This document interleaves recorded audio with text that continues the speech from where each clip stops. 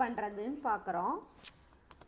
நான் ரசம் பண்ணுறதுக்காக 2 தக்காளி எடுத்து கட் பண்ணி வச்சுருக்கேன். கொஞ்சமாக புளி எடுத்து ஊற வச்சு வச்சுருக்கேன் தண்ணியில் ஒரு மணி நேரம்.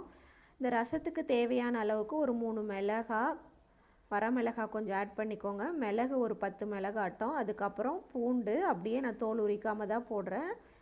ஜீரகம் போட்டு, நான் கருவேப்பிலை இன்றைக்கி எனக்கு இல்லை, நீங்கள் கருவேப்பிலை தலை இருந்தால் ஆட் பண்ணிக்கோங்க. முடக்கத்தான் கீரை இருந்தால் கூட கொஞ்சம் ஆட் பண்ணிக்கலாம். முடக்கத்தான் ரசமும் நல்லாயிருக்கும். இப்போ பாருங்கள், அந்த தக்காளியும் அந்த புளியும் கரைச்சி எடுத்துகிட்டு வந்துட்டேன். கொஞ்சம் மஞ்சத்தூள் ஆட் பண்ணிக்கிறேன். அதுக்கப்புறம் இதுக்கு தேவையான அளவுக்கு உப்பு ஆட் பண்ணிவிட்டு கொத்தமல்லி தலையும் கொஞ்சம் ஆட் பண்ணிக்கலாம். க்ளீன் பண்ணி வச்சுருக்க ஃப்ரெஷ்ஷாக இருக்க பச்சை கொத்தமல்லி தலையை நல்லா வாஷ் பண்ணி எடுத்து ஆட் பண்ணிக்கலாம். இப்போது ரசத்துக்கு தேவையான அளவுக்கு தண்ணி ஊற்றி நம்ம கரைச்சி எடுத்து வச்சிட்டோம். அந்த தேவையான அளவுக்கு மிளகு ஜீரகம் போட்டு ரசம் அரைச்சி எடுத்துகிட்டு வந்தாச்சு அந்த மசாலா. இப்போது எண்ணெய் ஊற்றி நல்லெண்ணெய் ஊற்றுறேன். கடுகு, பெருங்காயம் தான் ரசத்துக்கு ரொம்ப முக்கியம். பெருங்காயமும் கடுகும் ஆட் பண்ணிவிட்டு நான் மிளகு ஜீரகம் போட்டு மிளகாய் போட்டு அரைச்சதை தண்ணி விடாமல் அரைச்சிக்கணும். அந்த பூண்டு தண்ணியிலேயே நீங்கள் தண்ணி விட்டு அரைச்சிடாதீங்க.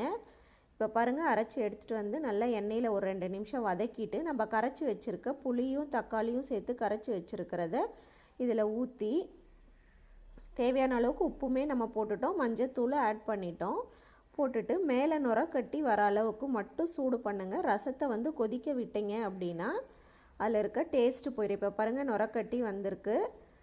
இதை நல்லா நம்ம எடுத்து ஒரு பாத்திரத்தில் சேஞ்ச் பண்ணி வச்சுக்கலாம். நமக்கு தேவையான அளவு ரசம் ரெடி ஆயிடுச்சு.